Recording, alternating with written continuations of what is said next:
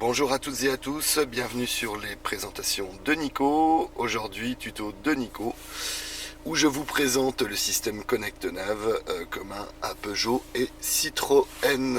La tablette tactile, donc radio, Bluetooth, navigation, MirrorLink avec Android Auto et Apple CarPlay, ainsi que les réglages de la voiture. Alors tout d'abord, nous retrouvons nos sous-menus qui sont sur la gauche et sur la droite du véhicule.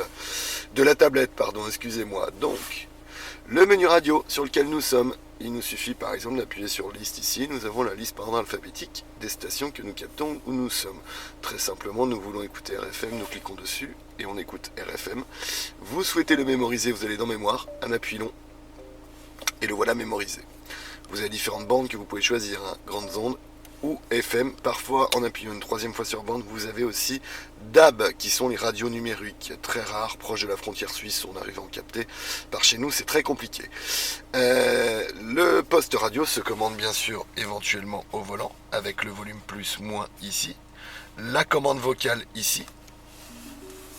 Veuillez parler après le bip.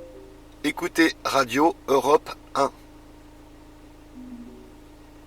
Radio réglée sur Europe 1. Alors il est nécessaire d'appuyer là-dessus puisque c'est rare que les commandes vocales fonctionnent. Celle-ci fonctionne très bien. Au niveau des commandes volant, décrochage, raccrochage du téléphone. Ici, j'appelle ma liste comme je l'ai fait tout à l'heure. Et je peux naviguer avec ma molette dans cette liste pour choisir la station que je veux écouter tout simplement. Voilà, donc si on veut se mettre sur Nostalgie par exemple, on valide et nous voilà sur Nostalgie. Ce bouton-là me servira à décrocher, raccrocher mon téléphone si j'ai un appel entrant. Si je pourrais manipuler mon téléphone également par ici. En cliquant dessus, apparaîtra soit contact, soit derniers appels. Je choisis avec ma molette, je valide et je pourrais naviguer soit dans mon répertoire, soit dans mes derniers appels en absence, reçus ou manqués. Donc voilà pour le menu musique, on a bien entendu option ici, tac, qui nous permet éventuellement de faire tous les réglages radio. Donc suivi des stations, affichage de la radio texte, les annonces trafic on peut les activer, ça coupera votre radio pour vous dire s'il y a des messages d'information qui vous concernent autour de vous, les réglages audio par ici, où on pourra régler les graves, les aigus, etc. Vous avez des ambiances utilisateurs qui sont préchargées dedans, par exemple jazz blues, et qui vont modifier le son. La répartition du son, donc devant, derrière, gauche, droite, que vous pouvez manipuler comme vous voulez ici, voilà, tout simplement. Tac. Les sons, volume asservi à la vitesse, plus vous roulez vite, plus le volume augmente. Et le son tactile que vous pouvez désactiver. Ainsi, là on n'a plus de bruit, chose que je préfère. Le volume de la voix qui vous cause, vous pouvez l'augmenter un petit peu comme ceci, tout comme le volume de la sonnerie du téléphone. Source nous permet de changer de source. Radio, clé USB qui se trouve ici, là en bas.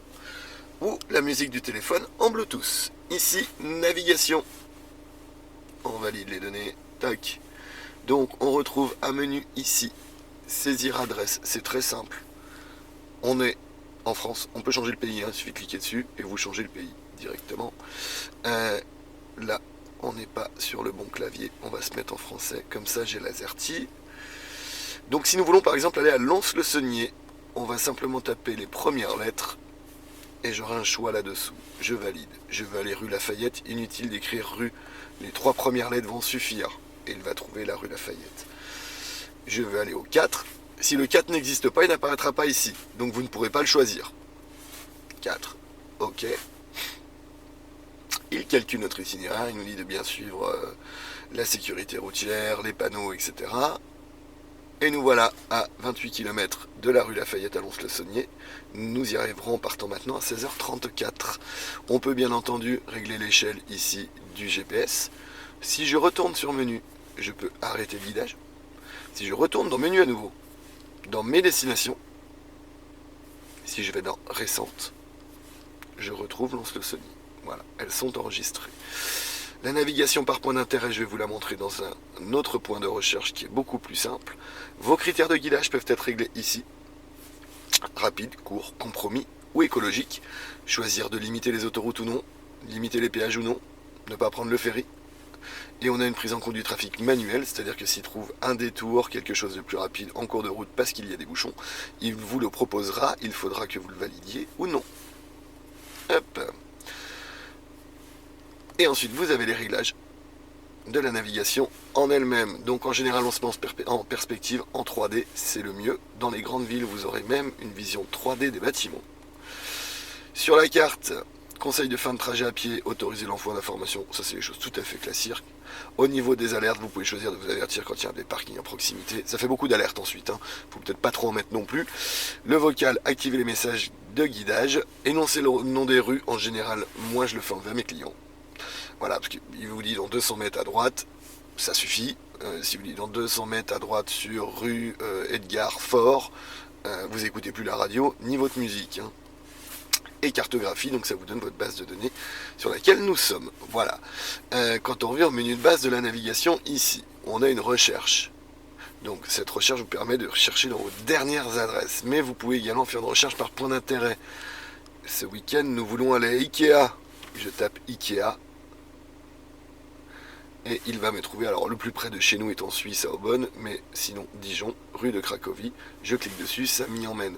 Donc tous les édifices publics, les grands magasins, beaucoup de médecins, et une grande partie des restaurants sont dans la base de données, et vous les retrouvez très facilement. Si vous n'avez pas l'adresse, vous tapez et ça vous le trouve. Menu suivant, le menu ventilation, puisque la climatisation se gère sur la tablette. Seuls les boutons de désembuage des boutons dédiés hors tablette. Voilà. Donc là, on va choisir la température que l'on veut dans le véhicule, tout simplement. En ce mode automatique, ça s'occupe de tout. Si vous souhaitez diminuer ou augmenter la puissance de soufflerie, vous pouvez le faire ici. Choisir vous-même vos aérateurs. Mais le plus simple, c'est quand même de mettre l'automatique, qui gère tout seul, directement. Je le diminue, c'est juste une question de bruit. Et ici, vous avez le recyclage d'air pour éviter de prendre l'air extérieur. On tourne en circuit fermé. Le menu téléphone. Donc on fait une recherche de Bluetooth ici. Faut que votre Bluetooth soit visible. Donc la plupart des téléphones, il faut être sur le menu Bluetooth complet. Ensuite, il va vous le proposer. iPhone de Jean-Pierre, par exemple. Vous cliquez dessus et vous aurez juste à autoriser l'interaction entre les deux objets. Ici, on retrouve l'Android Auto et l'Apple CarPlay. Alors là, je vais vous montrer avec la clé USB, donc qui est reliée à mon smartphone, que je vais allumer.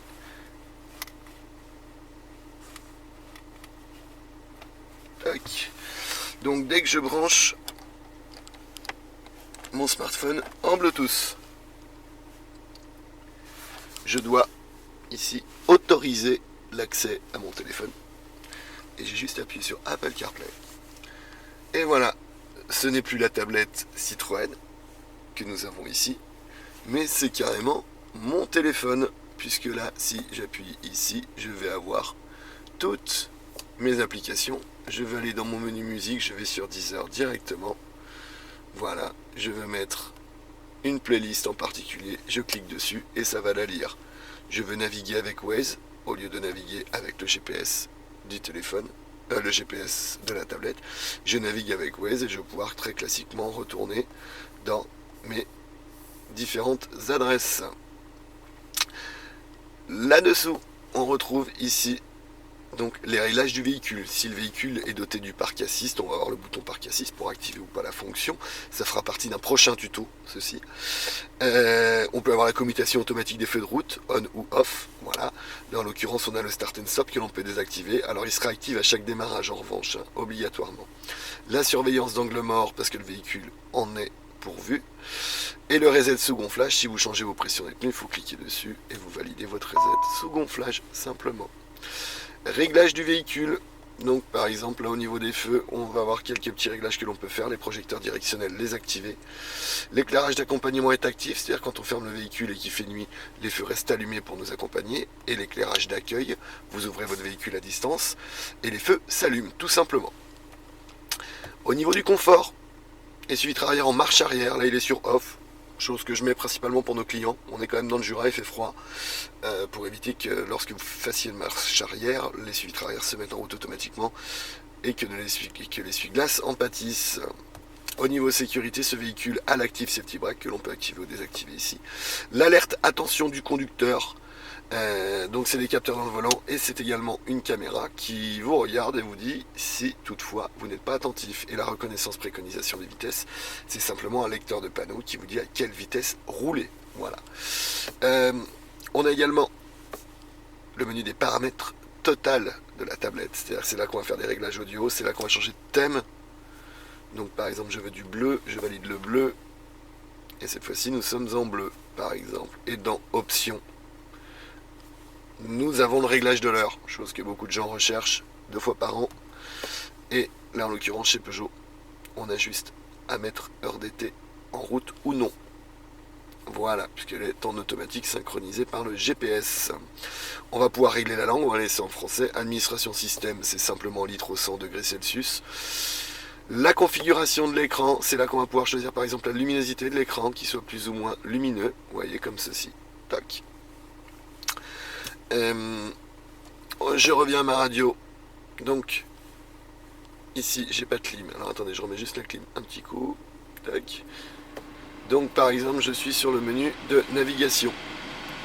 Je souhaite changer de température. J'ai des menus courts toujours pour pouvoir changer de température. Voilà, directement. On peut être sur le GPS et ici, appeler notre liste et changer de station comme on le souhaite. Par exemple, se remettre sur RFM.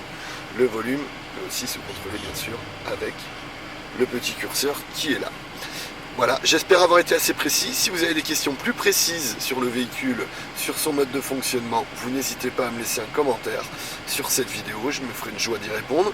N'hésitez pas à vous abonner à la chaîne YouTube, un clic bleu si vous avez aimé, et vos commentaires sont les bienvenus. Vous retrouvez plein d'informations sur beaucoup de véhicules, également sur notre site internet www.automobile avec un s-villet.com. Villet, V-I-2-L-E-T. A très bientôt, merci de m'avoir suivi.